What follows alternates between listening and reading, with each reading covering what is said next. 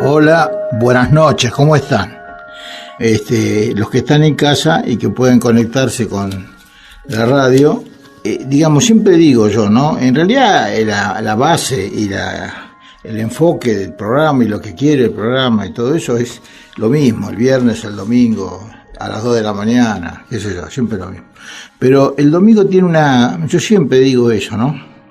Como que yo lo veo, por ahí no es así, pero lo veo más como que están en familia, por ahí escuchando, o que es una hora donde ya más o menos se está cenando o se prepara la cena, y entonces tiene una característica también como del fin de semana, que también eso hace que el programa tenga una mayor tendencia a filosofar, digamos, ¿no? El programa del viernes fue un programa donde hablamos distintas cosas, ¿no? Hablamos mucho de la aceptación, de la importancia que tiene la aceptación en el sentido de poder integrarnos a las cosas, ¿no? No ver todo de afuera, Nosotros estamos constituidos por un ego muy fuerte, una estructura de identidad muy fuerte. Estamos aferrados a nuestra identidad, nos cuesta separarnos de nuestra identidad, ¿no? Ese yo soy, o yo soy ingeniero, o yo soy qué sé yo, arquitecto, médico, lo que sea la profesión. Después, muchas veces, o por la edad, o por el lugar donde uno nació, ¿no? Las religiones, todo lo que de alguna manera nos separa. Todo eso es lo que nos separa. Por supuesto nos podemos unir también en eso, pero no es el criterio, digamos, de unidad de todo, es el concepto holístico, que es el que realmente apareció a partir de toda la concepción cuántica, ¿no es cierto?, de la física cuántica. Y eso es muy importante. A veces hay que señalar, por supuesto, que cuando uno habla de la física cuántica y habla de las partículas y cómo estamos constituidos y el movimiento permanente y todo eso, que no es visible, obviamente, a los ojos, nos estamos refiriendo no a este mundo, a este plano en que nos movemos habitualmente, donde obviamente estamos separados.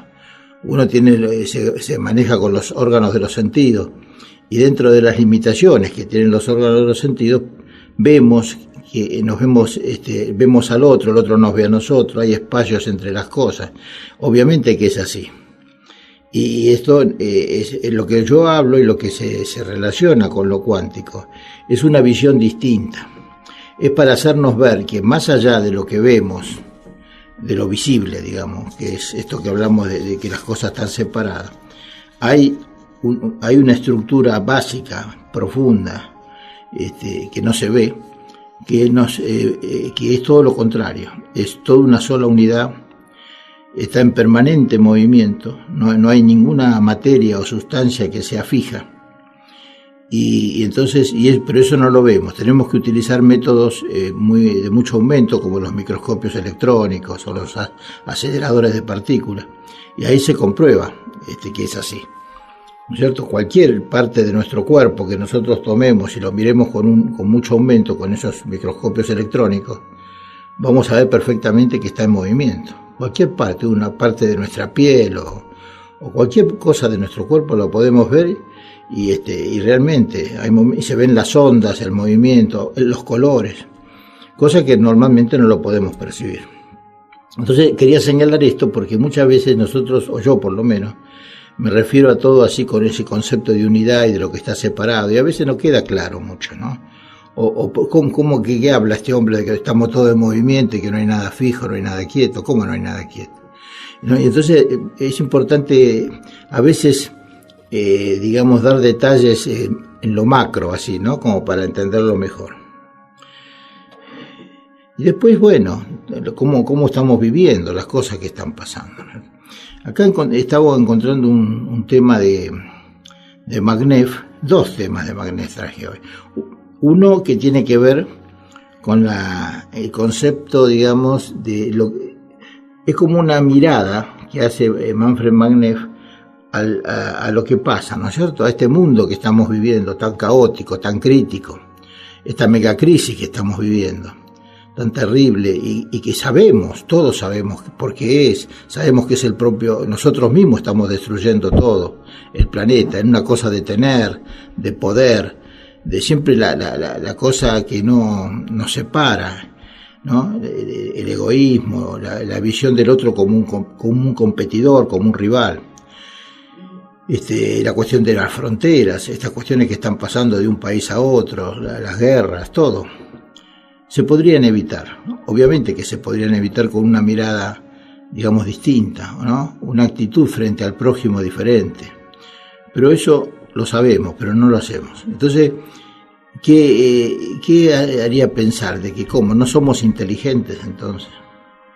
No podemos darnos cuenta de lo que estamos haciendo. ¿Cómo es posible, no?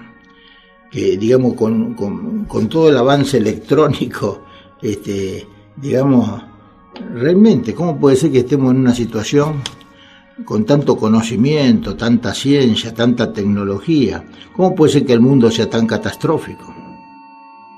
¿No? ¿Qué es lo que ha pasado? ¿Qué es lo que sucede acá directamente, ¿no? Entonces él hace un comentario muy interesante, ¿no es cierto? Que nosotros pensamos, hay como una confusión en el ser humano, ¿no? Que es la incapacidad de comprender, la dificultad tremenda en comprender y en sentir. En cambio, el exceso de explicar, de escribir, de analizar, y todo eso, lo intelectual y lo racional, pero en abundancia, y toda la información, la informática, toda la tecnología está puesta al servicio de la informática. Apretando un botón tenemos acceso a cualquier cosa, a todo, prácticamente. Ya nosotros no hace falta que pensemos ni que hagamos nada, tenemos la máquina que hace todo.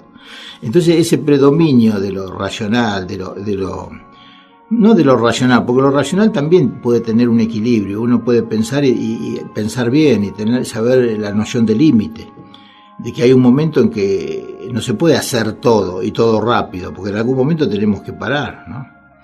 Entonces, ¿qué es lo que está fallando? Y uno dice, el ser humano, como dice siempre Magnef en eso, es un ser inteligente. Y lo que no se nos ocurre pensar, por lo menos a mí no se me ocurría pensarlo, es que precisamente el mundo que tenemos es porque somos inteligentes. Eso suena absurdo, pero es así. Porque ¿qué pasa cuando todo ser inteligente, qué problema tiene? ¿Cómo se desenvuelve? ¿Cómo se manifiesta? Por el solo hecho de ser inteligente, busca soluciones. Busca soluciones a todo. Cuando enfrentamos cualquier cosa, una dificultad que tenemos, un problema, lo primero que pensamos es en corregirlo. Y nunca pensamos adaptarnos a eso que aparece, a lo nuevo. ¿Por qué no? ¿Por qué? ¿Porque es distinto hay que corregirlo? Porque no lo entiendo, tengo que corregirlo. ¿Y si lo acepto? ¿Y si empiezo a ver cómo es? ¿Y veo que es mejor? No. El ego y la parte inteligente es la que tiene que todo manejarlo de esa manera, ¿no es cierto? Y entonces no solo queremos modificar, arreglar las cosas. Yo siempre pongo el ejemplo ese, ¿no? Que a mí me gusta, yo qué sé, por ahí uno puede pecar de repetidor, que nosotros toda la existencia sería como una gran calecita cósmica, donde todos estamos metidos en la calecita. Y el tema es no salirse de la calecita, poder hacer crecer dentro de la calecita, dentro del cosmos, dentro de la unidad de todo. Pero no, salimos, queremos ver cómo es la cosa, queremos estudiar desde abajo cómo es que se mueve la calecita, ¿no es cierto? Y nos salimos de la calecita, y nos salimos del cosmos, y nos salimos del universo, y nos salimos de la naturaleza. Entonces, ¿cómo vamos a manejar las cosas si estamos afuera? ¿Cómo la podemos manejar? Solamente con la mente, con la imaginación, con el ego. Solamente. Nunca con el sentimiento, porque no podemos sentirnos separados de lo que estamos unidos. Entonces, esta es una clave fundamental. De que todo pasa por querer resolver las cosas por el pensamiento, por el análisis, por la descripción, por la tecnología, y ese no es el camino. Cada vez nos vamos alejando más y cada vez entendemos menos y cada vez comprendemos menos. Ahora, a eso se le suma que no somos solo seres inteligentes, sino que tenemos capacidad de modificar las cosas, de manipularlas, de cambiarlas a nuestro antojo, a nuestro placer. Porque ¿qué pasa? ¿Para qué modifico lo que me parece problema? Para hacerlo cómodo, para modificar el entorno, para adaptarlo a nosotros, a nuestros deseos, a nuestras necesidades, a nuestras comodidades. Y entonces tenemos todo, utilizamos la naturaleza, la saqueamos. ¿Para qué? Para obtener esto, aquello, ¿no? Todas las posibilidades. Y entonces, por ejemplo, si en el invierno hay que tratar de conseguir cosas que den calor, mucho calor. En invierno no podemos sentir frío y en verano no podemos sentir calor. Entonces vamos modificando la naturaleza. Es así. Entonces todo es así, todo. Eso, como lo estamos describiendo en el clima, se da también en las relaciones humanas. ¿Cómo voy a adaptarme a este o a este otro o a esta persona o a aquella? No, tengo que influir, tengo que hacerla cambiar o no sé. Pero el tema es que la situación no se acepta, no se busca integrar, siempre modificar, manipular. Y además, ¿cuánto podemos manipular? ¿Cuánto podemos modificar? Justamente localmente, en el entorno que tenemos cada uno alrededor nuestro. No podemos corregir todo. Corrijo lo que tengo al lado, lo que percibo, sobre lo que estoy actuando. Pero inmediatamente que hago eso, dejo de percibir la totalidad. Ya no pienso en términos humanos, en términos cósmicos, en términos climáticos, en términos también económicos, pero no, es como que estoy pensando en lo mío, en lo que yo tengo que hacer para estar cómodo y estar bien yo. Y adaptar todo lo que está alrededor mío a mí, a lo que yo necesito. Lo demás, no sé, pero es así.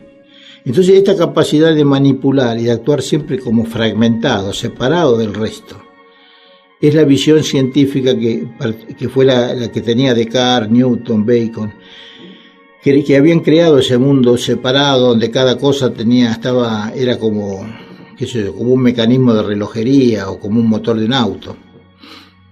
Y no tenía un vínculo ni espiritual, ni sensible, ni nada de eso. Entonces el ser humano que se acostumbra a eso, porque es inteligente, como decíamos, y puede manipular las cosas, va cambiando permanentemente lo que es, lo esencial, lo va transformando, lo vuelve como algo que se puede modificar, modifica la naturaleza.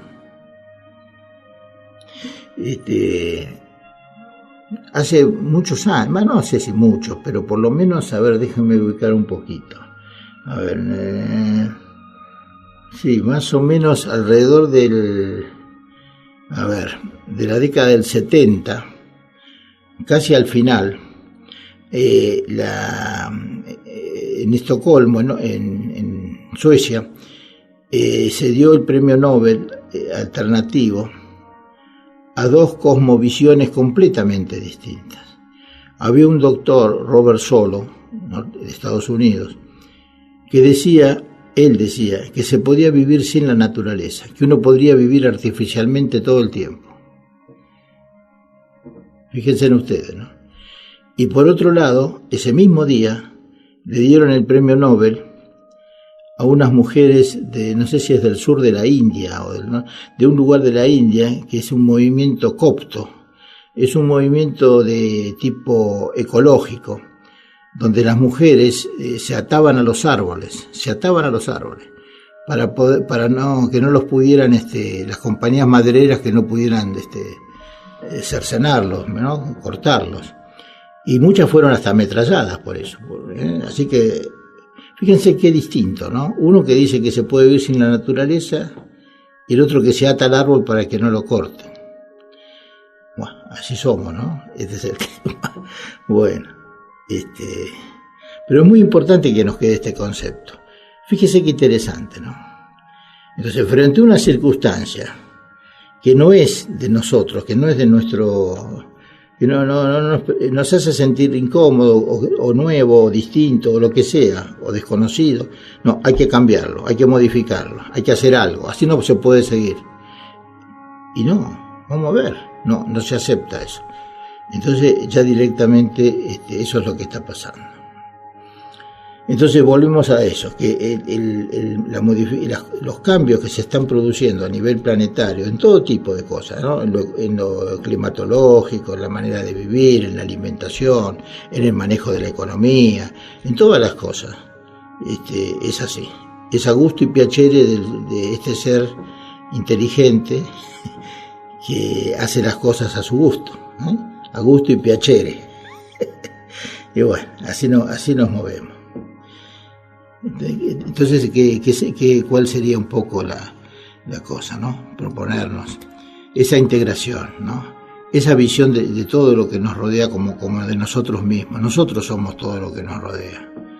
Y todo lo que nos rodea tiene nuestra energía, nuestro contacto, entonces nuestro espíritu.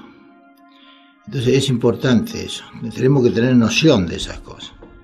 Si eso lo tenemos que tener con todo lo que nos rodea, con nuestro entorno, ¿cómo no lo vamos a tener con el prójimo, con otra persona como nosotros? Si no, nuestra visión va a ser siempre así, va a estar fragmentada, condicionada, partida en pedazos para poder después armarla de nuevo. Y así nos relacionamos y así vemos el mundo, ¿no? Esto acá, el otro allá, esto es mío, esto es tuyo, esto pertenece a Inglaterra, no, pertenece a Argentina, esto tiene que ser así, esto tiene que ser así. Y utilizamos entonces el lenguaje, bueno, y describimos y explicamos y damos conferencias, etc. Pero ese es el tema. Al no integrarnos a todo como es realmente, si no nos integramos, ¿cómo podemos cortar árboles sabiendo que prácticamente es lo único que nos da oxígeno? Nosotros sin oxígeno no podemos vivir. ¿Cómo puede ser tan loco la cosa, no? Bueno, pero es así, realmente es así. Y no podemos comprender eso. Y para comprender no se puede comprender lo que no se siente. Si no somos parte, si no nos integramos, si no circulamos las cosas, no podemos comprender. El mundo, lo que sucede, lo que nos pasa, está allá y nosotros estamos acá, no estamos juntos. La naturaleza está fuera de mí, no soy yo parte de la naturaleza. ¿Cómo no voy a ser parte de la naturaleza? Si no tomo agua y no respiro, no vivo. ¿Cómo puede ser eso? No estamos vivos porque pensamos, porque somos intelectuales. Eso es obvio, ¿no? Entonces, bueno, ¿y entonces qué pasa? Cuando todo está fragmentado, cuando nos acostumbramos a ver las cosas así, lo único que hacemos es buscar soluciones, ¿no? Y claro, ese es el tema, en lugar de comprender cómo podemos hacer. O sea, es todo un tema esto, que es muy importante, ¿no? Bueno, esto sería por un lado, que lo quería hablar. La otra cosa, cuando hablamos de lo que sucede, de lo que pasa, también tenemos que pensar. Estamos acostumbrados a pensar como si fuera una recta, una línea todo, ¿no? Y está dividido en pedazos. De esta línea para atrás, pasado. Ahora este pedazo es el presente y el pedazo que sigue es el futuro. Y no es así, no es una línea. Las cosas suceden así como suceden y todo sucede simultáneamente, de arriba, de abajo, oblicuo, costado, redondo, no lineal. Nada se puede saber lo que va a pasar. La realidad solamente es probable. O sea, tenemos probabilidades, pero no certezas. Tenemos, ¿cómo se dice? Incertidumbre, el principio de incertidumbre. No sabemos lo que va a pasar. Pero, por un lado, si uno lo empieza a ver bien, mejor que no sabemos. Porque, o que va a pasar una cosa sola. Porque si sabemos que va a pasar el colectivo, qué sé yo, 32, bueno, tenemos una sola posibilidad de viajar con el colectivo 32, pero si pasan muchos colectivos, a lo mejor tengo otras opciones y puedo viajar de otras maneras y llegar de otra forma. Entonces la incertidumbre, la probabilidad, bienvenido sea, porque eso quiere decir que tenemos muchas opciones, no tenemos un camino recto, fijo nada más. Este sería un poco también la cosa. Estos conceptos yo siempre los repito, pero son fundamentales, son la base para poder cambiar. Y el objetivo de este programa, inclusive en todo, en el tratamiento, en las terapias y todo, es que ustedes puedan cambiar. Cambiar en un sentido de evolución, ¿no es cierto?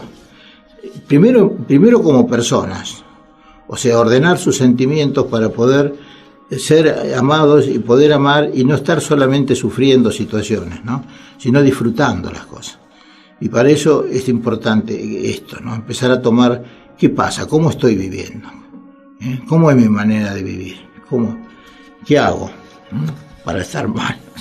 Y todo se va mezclando así, y todo lo que se mueve, como decíamos antes, que no lo vemos porque es interno eso, todas nuestras células, todo se está moviendo permanentemente, todos esos sucesos, es como una danza, un baile, una danza que desafía la imaginación y el sentido común, y entonces no hay nada, no hay ninguna relación causa-efecto, todo está simultáneo y al mismo tiempo. Bueno, así que si pueden entender eso, y si no lo pueden entender, acéptenlo, porque esa es la sensación, esa es la situación. Después lo van a ir entendiendo de a poquito. Yo tampoco aprendí nací sabiendo, digamos, sino de a poco, de a poco. Llegué a pensar últimamente que la desilusión, bienvenida sea. La desilusión es casi sinónimo del darse cuenta. La ilusión es para movernos, es el motor, digamos, y en eso no tiene sentido la vida. Pero después la desilusión no es la muerte de nadie, es que se termina la ilusión. Pero la ilusión es el motor, insisto. Y la desilusión es el darse cuenta, es la realidad, es lo obvio, es lo que es. Y si yo puedo estar bien en lo que es, si yo puedo estar bien en la realidad, no hay otra cosa que se pueda comparar. Y no expliquen las cosas, no traten de explicar todo, por favor. Las cosas a veces no se pueden explicar. Es lo más lindo de todo. ¿Y qué sentí? Y siento esto. Y bueno, y es así, yo lo siento así. No me pregunte por qué, no te podría explicar por qué. Y entonces, si lo queremos explicar, lo liquidamos. La explicación, lo racional, nos lleva también a una especie de locura, de patología. ¿Por qué? Porque destruye lo espontáneo y desvitaliza la experiencia. O sea, le sacamos, es como comer una fruta sin jugo, o oler una flor que esté en la lámina de un libro, no tiene olor, no tiene perfume, es lo mismo. Entonces, y es como si uno dijera, y me estoy riendo, ¿y por qué te reí? Porque tengo ganas, porque estoy contento, qué sé yo, ¿no? Ya se había exagerado mucho, ¿se acuerdan? En el psicoanálisis, con tanto racionalismo y tanta cosa, las interpretaciones, estaban esos famosos chistes que son viejos ahora, por supuesto, pero era aquel de los dos psicoanalistas que se cruzaban y uno le decía buen día y el otro decía, ¿qué me habrá querido decir? ¿Qué tal? Buenas noches, doctor. Yo le quería hacer una consulta. ¿Cómo es el nombre? Mi nombre es Mónica, pero la consulta no es para mí, es para un pariente de mi esposo. Yo llamo para preguntar sobre la demencia senil, porque quiero saber si eso tiene solución o no, porque se trata de una persona de alrededor de los 75 años que comenzó con olvidos y cosas así momentáneas, después un poco de extravío y demás, y como en un momento tuvo un episodio que no reconoció al esposo, y al no reconocerlo, o sea, pensó que se le había entrado un extraño a la casa y lo quiso atacar, resolvieron los hijos por seguridad internarla primero en un geriátrico y luego en un psiquiátrico. Y ahora la fueron a ver y en el psiquiátrico está abandonadísima, o sea, ya casi se niega a comer y parece que se fuera a morir en vida. Y mi pregunta es, ¿eso tiene vuelta atrás? ¿Se puede? ¿Existe una solución? ¿Se recomienda que una persona con demencia senil conviva en un ámbito familiar con cuidados y demás? ¿O ese es el destino final? Bueno, vamos a tratar de sintetizar un poco lo más importante. La demencia senil, hay distintos tipos, ¿no es cierto?, de demencia senil, pero en general es un proceso que no es reversible, sobre todo cuando hay lesiones o hay trastornos importantes. Pero sin embargo, cuando recién comienza, es pasible de tratamiento y hay muchas medicaciones y tratamientos que ponen a la persona perfectamente, la vuelven más tranquila, puede estar tranquilamente en su casa y digamos también depende del tipo de síntomas que tiene. Si los síntomas son muy violentos o persisten o cree que todo es así, está en contra de ella y no puede salir de idea fija, por supuesto que lleva un poco más de trabajo. Pero el tema es ahí el error fue que apenas aparece el cuadro, la internaron. ¿Cuál es el problema de internarlo? El problema de internarlo es que se la priva afectivamente de todo el contacto con la familia. Ella pasa de una situación donde tiene afecto, sentimiento, familia y todo, un lugar donde está sola, donde queda totalmente aislada. Entonces eso es lo que le puede agudizar mucho más el cuadro y la persona estar mal precisamente por la privación de todo eso, ¿no? Del afecto, de todo eso. Y además el trato hay que ver cómo es en la institución. Porque ella, bueno no parece. Y claro, ella en la familia es la abuela, es la madre, es la cuñada, la tía, tiene roles familiares. La conocen, qué tal, que esto, que el otro. En el geriátrico es un número más, donde hay 60, 70. En el geriátrico pudo estar porque decían que no la podían atender debidamente y se había querido ir porque decía yo tengo que volver a mi casa, tengo plantas que regar. Es lo que le estoy diciendo yo ahora. Ella quiere ir a su casa. Sí. Porque es lógico eso. Y aparte tiene tratamiento. Hay medicaciones ahora que se le pueden dar y no hay ningún problema en ese sentido. Inclusive yo trabajo mucho también con la combinación con los remedios florales y los psicofármacos y se logran resultados muy buenos. Muy bueno, y sobre todo si es la primera vez que está apareciendo la demencia senil. Sí. ¿Qué edad tiene la señora? La señora tiene alrededor de 75 años, claro, pero siempre fue muy activa, muy dinámica. Por eso. Y de repente empezó a tener olvidos. Después, pero por eso. Iba a hacer las compras y por ahí no volvía, pero ella lo negaba. Ella decía, no, me quedé charlando. Y era mentira, se había perdido, pero no lo reconocía.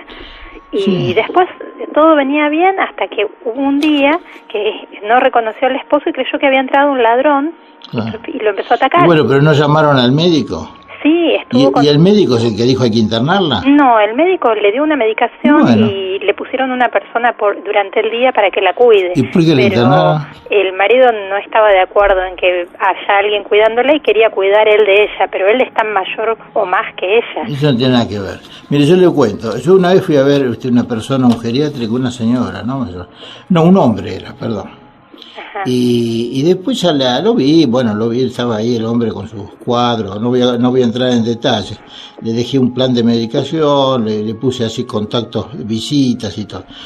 Y después volví como a los 10 días, una cosa así, y noté una gran mejoría. Y en eso lo veo que se acerca una señora, otra paciente más que estaba internada ahí, ¿no? Y estaba con él ahí sentado, agarrado de la mano. Le digo, yo pensé, le dije al dueño, ¿no? Hay un romance acá, que se puso de novio con una enferma, otra paciente. Me dice, no, es la mujer, la señora, se quiso internar también ella para estar juntos. O sea, por eso le digo, es fundamental la parte esa, el sentimiento, el afecto es lo fundamental, en todos los cuadros, en las personas mayores muchísimo, y en los niños también, pero también en la edad media de la vida es importante. Si usted escuchó el programa pasado, el del viernes, yo hablé que la esencia del ser humano es esa, la necesidad de ser querido, de ser confirmado, de ser amado. Si no tiene eso, está frito. Totalmente. Claro, entonces, si está en condiciones de ser atendida, atiéndanla, y si no cualquier cosa, cualquier duda me llaman por teléfono, y yo no tengo ningún inconveniente, el asesorarlo o lo que ustedes quieran, ¿no? Pero eso se puede manejar, y sobre todo si se trabaja como le dije, con los dos frentes, con el psicofarmacológico si es necesario, y con el floral que trabaja sobre todo la vibración afectiva, sobre los sentimientos. Perfecto. Así que eso, y después hay que asesorar a la familia, hay que hacer una reunión familiar. No se puede trabajar con el paciente separado de la familia también forma parte y puede colaborar. Claro, y entonces, más que son 4 hijos, pero por supuesto, se hace una reunión aunque sea cada 15 días, y qué sé yo, y se conversa, y la cosa sale adelante. Bueno, más no me puedo extender. Usted tiene mi teléfono, si no... ¿Lo puede repetir al aire? Sí, cómo no. Es 825 2233. Es fácil, 2233. Perfecto. Entonces ustedes llaman y dejan el nombre, dejan el teléfono de ustedes y la hora en que están y el motivo, y yo después me comunico, no hay problema. Perfecto, bueno, Bueno. Yo le agradezco muchísimo, doctor. ¿Cómo es su nombre? Mi nombre es Mónica. Yo en Mónica, realidad no es para mí, pero... No, usted no diga, no es para mí. Usted es, ¿cómo podríamos decir? Es la parte que sale a manifestarse del grupo. Sí. ¿Es usted a la que eligieron para que hable o usted se eligió sola? No, yo me elegí sola porque escuché lo que había pasado cuando la fueron a ver. Bueno, haga eso entonces. Perfecto, muchísimas Chao, gracias. que le vaya bien, gracias.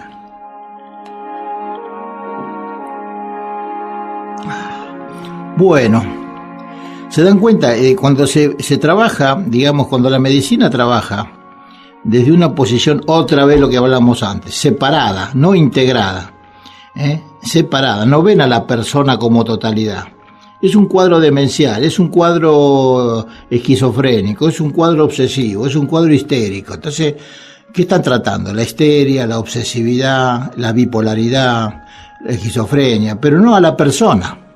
Esta persona a lo mejor sería distinto. Una mujer, vamos a suponer, una persona que no tiene familia, que está sola, o que también necesita el tratamiento, pero acá la repercusión de la carencia de contacto afectivo es mucho mayor, porque es de golpe, con una familia numerosa, y entonces el paciente tranquilamente puede pensar que todos están locos, no ella. Bueno, vamos a seguir un poquito con otras cosas que estábamos viendo. Pero dentro no estamos con otra cosa, ven que estamos hablando de lo mismo. Y ahora también vamos a tocar un tema. Hoy estoy con Manfred Magnés porque se dio eso que encontré así. Es un tema que ya lo hemos hablado, pero a mí me interesa siempre algunos temas que son importantes repetirlos porque en este momento es vigente, quiero decir. O sea, esto que voy a trabajar ahora con ustedes es vigente. Que es el tema muchas veces que se da con respecto en economía al concepto de las personas, el concepto de pobreza, el concepto de desocupación. Es fundamental eso. Ustedes no se imaginan lo que es el problema de la desocupación después de varios años de desocupación. Lo que está pasando en Europa, por ejemplo en España, la cantidad de desocupados y en todos lados, que ya llevan años sin poder trabajar o sin tener ingreso. Y entonces se hace crónico. El tipo a la mañana ya sabe, se le fue eso de tener que levantarse para ir a trabajar, de estar ocupado. Es la dignidad de la persona. Eso, como que eso ya está, es un objeto, no tiene otro valor. Entonces el tema se llama Desarrollo a escala humana. Es un trabajo que hizo Manfred Magnés con sus colaboradores. Él es economista, premio Nobel alternativo en economía, sociólogo, músico, tiene muchas cualidades.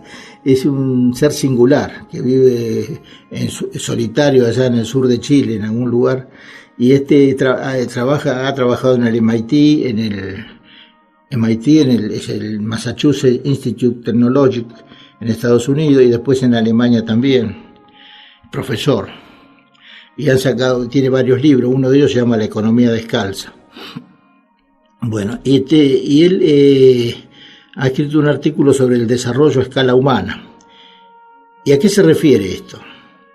Se refiere a las personas. La base es que el desarrollo en economía y en todo se refiere a las personas y no a los objetos. Esto es interesante. ¿Por qué es así? Porque en cualquier producción económica, industrial, lo que sea, lo importante es la producción de objetos, que es lo que se vende. No importa las personas. O sea que si hay una crisis, lo primero que se hace es suprimir los puestos de trabajo. O sea, que no las personas, cuando menos sueldo tenemos que pagar, equilibramos la cosa. No se nos ocurre regularlo en la producción o buscar otra forma. No, el tema es así. La base es que el desarrollo se refiere a las personas y no a los objetos. Esto nos lleva a la pregunta, entonces, ¿cómo se mide ese desarrollo? Porque si se refiere a las personas, ¿cómo lo medimos? Y entonces, habitualmente, se tienen indicadores, que es el Producto Bruto del país, etcétera, que es el indicador del crecimiento cuantitativo, o sea, en cantidad, de los objetos producidos. Entonces, cuando más producimos objetos, más el crecimiento es mayor. Lo que necesitamos, ¿no?, dice Magnef, es un indicador del crecimiento cualitativo de las personas. ¿Qué quiere decir? Fíjese que antes dije cuantitativo. O sea, cuando más zapatos hago, cuanto más manzanas cosecho, cuando más autos fabrico, está todo bien. Ahora, ¿qué pasa? No es con las personas lo mismo, cuando más personas, sino la calidad de las personas. ¿Qué pasa con la persona?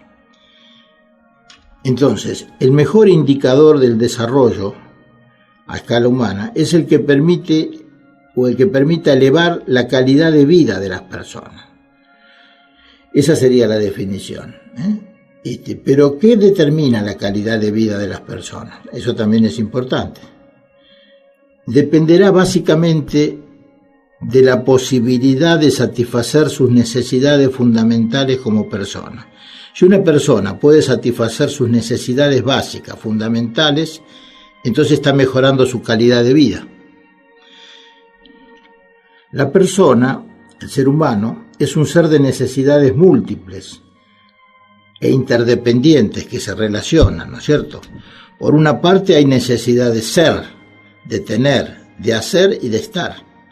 Y por otra, las necesidades de subsistencia, de protección, de afecto, de entendimiento, de participación, de creatividad, de identidad y de libertad.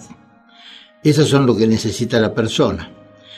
Los satisfactores, o sea, los que producen los que, digamos, cubren las necesidades, influyen. Un bebé, por ejemplo, alimentado por el pecho materno, ¿qué pasa? Cubre necesidades de subsistencia, obviamente, de protección, obviamente también, de afecto e identidad, y es obviamente distinto si es alimentado de manera mecánica o con alimento artificial. No es lo mismo estar en contacto con la piel de la madre que con una mamadera. Por más que cubra la alimentación, la parte proteica y la parte específica de la leche. Entonces, quiere decir que depende cuál sea el elemento que satisfaga la necesidad. Entonces, ¿qué hace la cultura? Lo que la cultura determina no son las necesidades humanas fundamentales que no varían, sino los satisfactores, los elementos que usa para satisfacer esas necesidades, que pueden variar en cantidad, en calidad, en la forma de acceder a los mismos, etc. Y entonces podemos repasar algunos conceptos. Por ejemplo, el concepto de pobreza. La pobreza. El concepto es limitado porque se refiere únicamente a las personas con muy bajo nivel de ingreso. Y eso es un concepto economicista. Eso tiene que ver con lo economicista, con la economía. El que te gana poco es pobre. Pero, sin embargo, cualquier necesidad humana que no sea satisfecha revela pobreza, pobreza humana. Hay pobreza de subsistencia, con alimentación, abrigo insuficiente. No tienen casa, no tienen abrigo, no tienen alimentación. Hay pobreza de protección, sistemas de salud insuficientes, poco acceso a la cobertura de salud. Hay pobreza de protección, decimos, por ejemplo, con respecto a la violencia, a las guerras, etc. Hay pobreza de afecto, de ser queridos, por falta de contacto, por maltrato, por autoritarismo, por relaciones de explotación, etcétera, etcétera. Todas las pobrezas generan enfermedades, patologías cuando rebasan los límites críticos.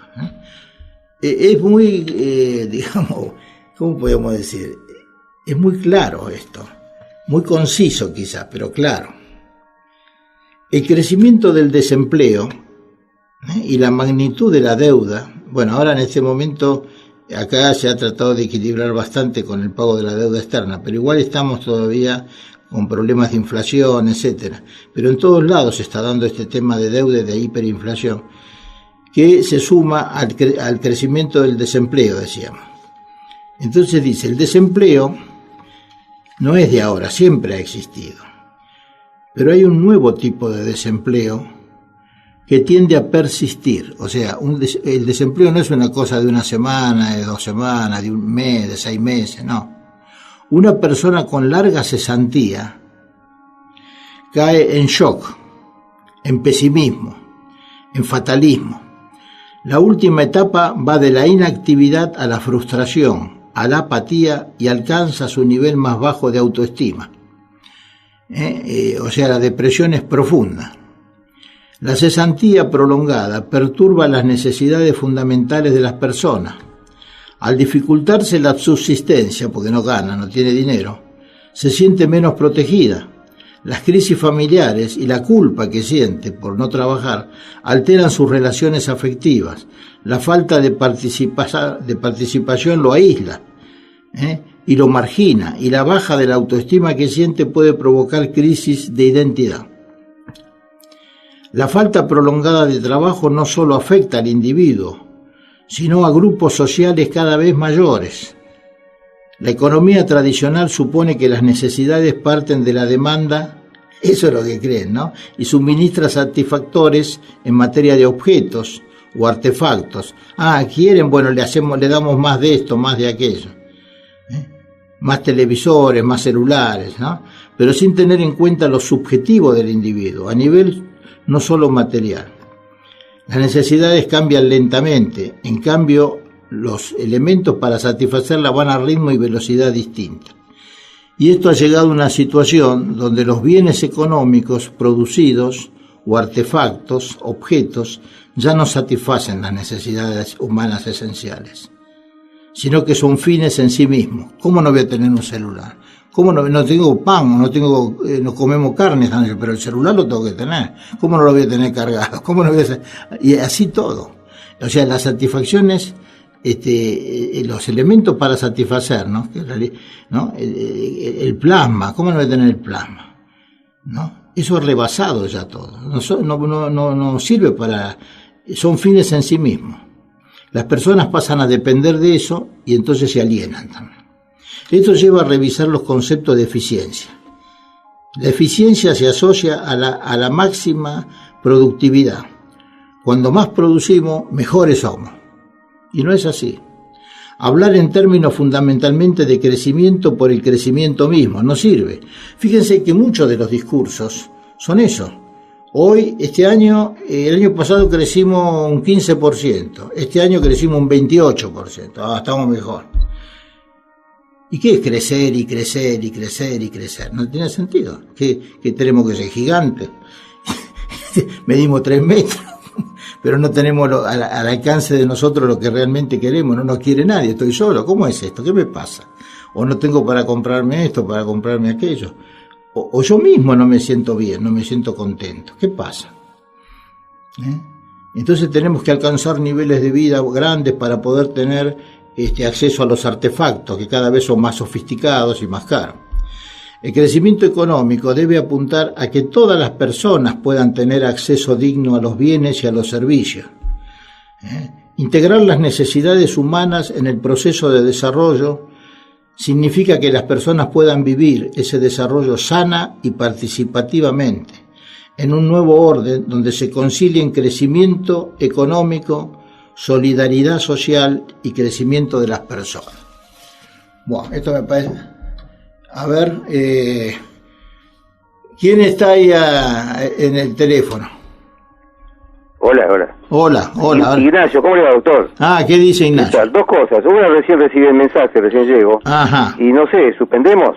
No. ¿Usted por qué dice? No, yo ahora voy a hablar, porque al fin y al cabo usted ya estamos casi... No, porque usted tiene que decir dónde, si lo hacemos el martes. El tema va a ser así. Acá, lo digo para todos. Ignacio es la persona que el programa anterior estuvimos hablando, que está buscando un lugar para que nos podamos reunir. Esto va para todos los oyentes. Yo lo iba a decir al principio, pero me embalo en un tema y por ahí después no lo puedo decir, pero nos quedan unos minutos. La idea es encontrar un lugar, ya lo hemos encontrado, yo no lo conozco todavía. Ignacio, ¿usted lo conoce? Sí, perfecto. Por adentro todo. Está todo bien. Bueno, porque yo lo vi de afuera, porque fui el sábado a mirar. Muy lindo y muy novedoso. Bueno, perfecto. Es un lugar que está, el lugar es en Bustamante y Sarmiento. Esquina. Es justo la Chava, la esquina, y agarra toda la esquina. O sea, agarra un pedazo de Sarmiento y un pedazo de Bustamante. Con dibujo de tango, con motivo de tango. Bueno, acá le están agregando. No, Sí, para que pero está lindo, lo van a identificar porque las paredes están pintadas de color, con muchos colores, ¿no? Muy lindo, con motivo de tango. Y para colmo, como yo soy médico, me lo hicieron para mí ese lugar, porque se llama Sanata. Así que, no sé, fue casualidad, pero todo es así. Ahora, la idea es esta. Yo siempre digo, nos reunimos en los talleres, cuando yo hago talleres, cuando hago encuentros. Pero esta vez es porque sí, porque tenía ganas. Porque quiero estar con ustedes tomando un café, una bebida, algo fresco, que nos podamos reunir un par de horitas y que les pueda leer poesía, que ustedes me puedan hacer alguna consulta, que podamos charlar no hablar de lo que pasa acá, allá, no, sino yo con ustedes conmigo. Eso es lo bueno, pasar un rato así. Es gratuito, o sea que no hay que pagar entrada para eso. Es la consumición. Es la consumición, sí, ¿no? Un cafecito, lo que sea, lo que ustedes vayan a consumir. La idea es reunirnos el jueves, este jueves de la semana que viene a las 18 horas. O sea, la idea sería estar de 18 a 20, porque este lugar es un restaurante y a las 8 después de esa hora parece que se abre para cenar y para todo eso. Y el espacio nos lo dejan en ese horario, hasta las 20. Así que el jueves sería a las 18 horas, esa es la propuesta. Bueno. Ahora lo vamos a correr esta voz para que no seamos 3 o 4, que podamos hacer algo más. Sarmiento, esquina Bustamante, lo reiteramos. Sarmiento, esquina Bustamante. Sí, y yo 2 minutitos antes que se termine el programa. Se ubica, Sarmiento es paralela Corriente, la primera, y Bustamante es a una... Al 3500 de Sarmiento. 3500 de Sarmiento. Bueno, ya está el pasado el aviso, igual lo repito al final. Bueno. Dígame lo que iba a preguntar. No, yo estoy muy preocupado con lo que usted habló con respecto a la explotación minera a puertas a cielo abierto. Con respecto al cianuro, a la falta de agua. Y bueno, ahí es un tema terrible que, bueno, se estará estudiando y yo creo, vamos a ver si no se hacen algunas modificaciones, porque está muy movilizado todo, porque es cierto, es tóxico y aparte la ecología, todo el sistema, digamos, de la montaña, de la naturaleza, de todo. Bueno, así que lo podemos hablar después. Jueves. Bueno, ¿listo? No nos queda tiempo. Un abrazo. Gracias, para usted también, querido, para usted también. Nada. 30 segundos me dicen. Bueno, aunque sea 35, espera, porque yo quiero leer un poemita hoy, aunque sea, ¿no? Uno chiquito. Bueno, vamos a leer uno de León Felipe cortito, que dice, es así, yo me identifico mucho con eso es muy lindo, chiquito. Y es para todo. Acuérdense, de paso digo el teléfono otra vez, 4-825-2233. Ahí, el que quiera venir a la reunión, a pasar un rato lindo el jueves a las 18 horas, Sarmiento y Bustamante, deja su número de teléfono, el nombre y yo lo llamo, y a la hora en que está. Bueno, como tú, así es mi vida, piedra, como tú, piedra pequeña, como tú, piedra ligera, como tú, canto que ruedas por las calzadas y por las veredas, como tú, que en días de tormenta te hundes en el cieno de la tierra y luego centelleas bajo los cascos y bajo las ruedas, como tú, que no has servido para ser ni piedra de una lonja, ni piedra de una audiencia, ni piedra de un palacio, ni piedra de una iglesia, como tú, piedra aventurera, como tú, que tal vez estás hecha para una onda solamente, piedra pequeña y ligera, como tú.